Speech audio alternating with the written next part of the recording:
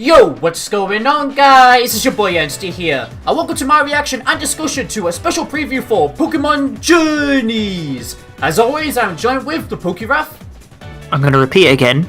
So nice of you to join us today. Okay, so one, I did a intro but didn't make it to the final cut, so we were doing it. And two, the reason why Ref is saying that is because we were all meant to wake up early today to react to the B episode. However, both him and Zach succeeded, and I didn't. I woke up very late because my phone was in another room, which had my alarm on. So Ref, Zach have already seen the episode, and they have already seen this preview we're going to be reacting to now. But they just want to see, well, Ref wants to see my reaction to it. Zach's currently out with his girlfriend as usual. So, yeah, there's just a bit of backstory behind that. I have no idea what to expect from this preview, bro. All I know is that Ref and Zach told me there was a special preview, and I guess I'm about to react to it now. I have no idea what to expect. Alright, so let's get right into this, shall we, Ref? Let's go. 3, 2, 1, go. Alright, let's see what this is about. Alright, just then, okay, Leon? Okay, maybe this is the Darkest Day stuff. Oh, they're by the Team Rocket? Wait for it. Oh my god, G-Max me out! Oh my, what? Wait, this is too much. Okay. Wait for it. Okay, so there's the Zapdos raid battle. Dragapult? Here we go. Alright. Oh!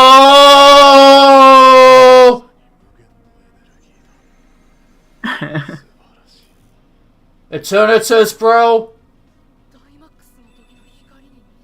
Wishing Stars. Wishing Stars, I think, yeah. Sonya? Random G-Max Pokemon? Oh, we get to see new Pokemon. Oh, fuck, hey! Oh, fuck!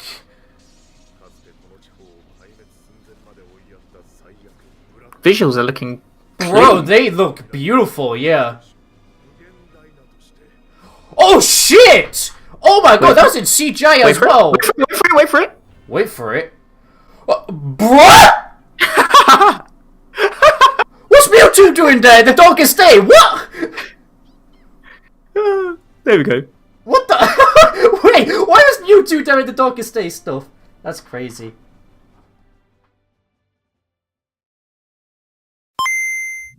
Alright, well, I guess we shall discuss that brand new preview. Okay, so obviously, all of that was for the Darkest Day arc. And that was a lot to take in. I mean, especially during the first half, I was like, wait, calm down. What the hell? Okay, so, as you guys know, as I've said in my discussion video for the Darkest Day, I feel like it's... I don't know, I'm not a fan of how early this Darkest Day stuff is appearing. I would have rather it happened in Season 2 or Season 3, especially with the less amount of build-up we've got for this arc compared to arcs in the past as well. All of it's explained in that video if you want to watch it. However, as I also said in that video, I feel like I will still enjoy the episodes regardless, but as a series, Pokemon Journeys is still lacking. And after watching that preview there, it kind of gives me those same exact vibes, not gonna lie. Because everything I just witnessed there does indeed look pretty fucking hype.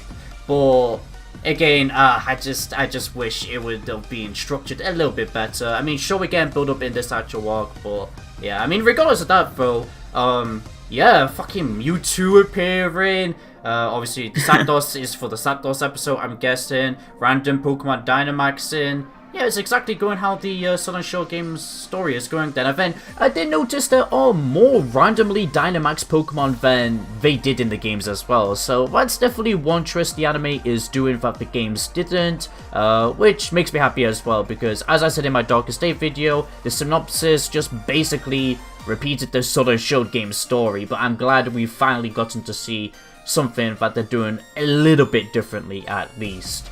I mean, even as you can see here as well, these Pokemon are struggling. Not all of them are going to be angry, so it's nice to see the other perspective of that as well. Then, you know what was my favorite part of that preview? What? It was actually G-Max Meowth, I'm not gonna lie. Yeah, finally. Yeah, that was pretty awesome to see, because something I've always wanted to see in this anime is G-Max Meowth versus G-Max Pikachu. I don't think it's gonna happen here because, judging by the background, it looks like Meowth is on top of the place where the Darkest Day happens.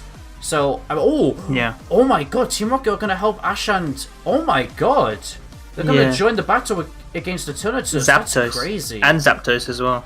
Apparently the Mewtwo thing, people suspect that to be after the Darkest Day plot, and like how they believe, maybe Ash and Go will visit more post-game areas, for example, like Cerulean Cave, to encounter that Mewtwo. But obviously it's a bit controversial at the moment because of the way it appeared. It's similar to how it was in Movie 1.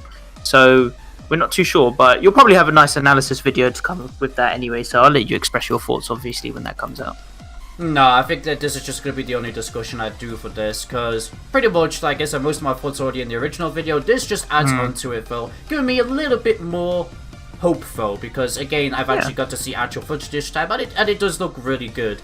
Yeah, definitely the question we have there is, will this be the movie Mewtwo, or Best Wishes, movie Mewtwo, or just a completely new Mewtwo? But with what you said there definitely does seem to be more evidence lying towards the first movie Mewtwo, which just makes me incredibly happy because it's one of the actual movies that are canon to the Pokemon anime. And as we now know, ever since the Mewtwo Strikes Back Evolution movie, they finally got the rights back to that Mewtwo character, meaning they can use it for whatever else now. And maybe another reason why they wanted to remake the first movie as well was just so they could re-establish Mewtwo for the main series here.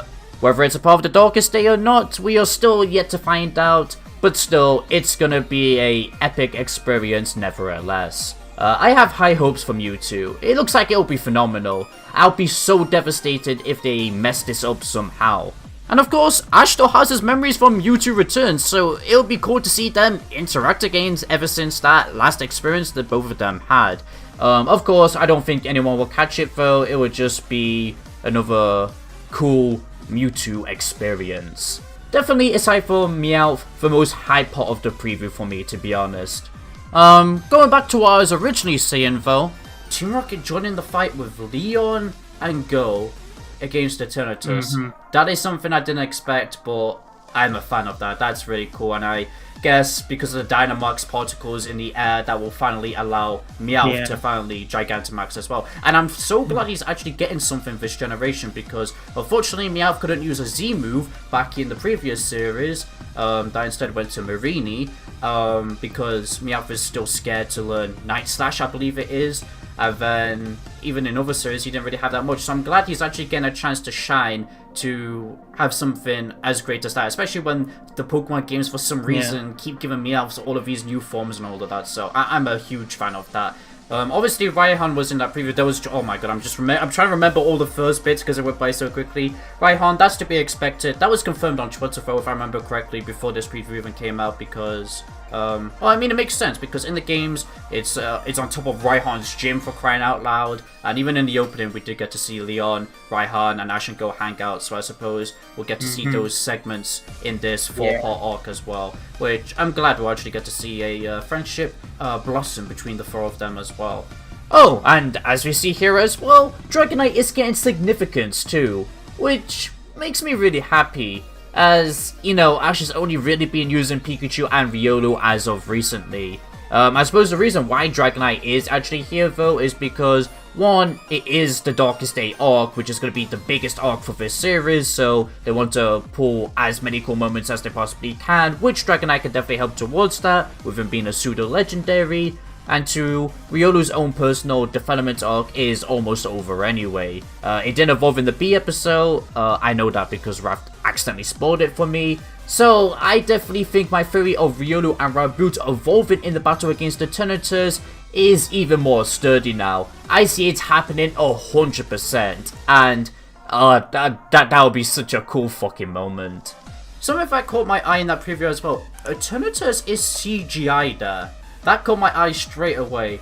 And I guess that makes sense because of how complicated this design is, but hopefully when it comes to the actual battle, it'll provide us some real good action and all of that, because I'm a bit scared that I saw that CGI, not gonna lie.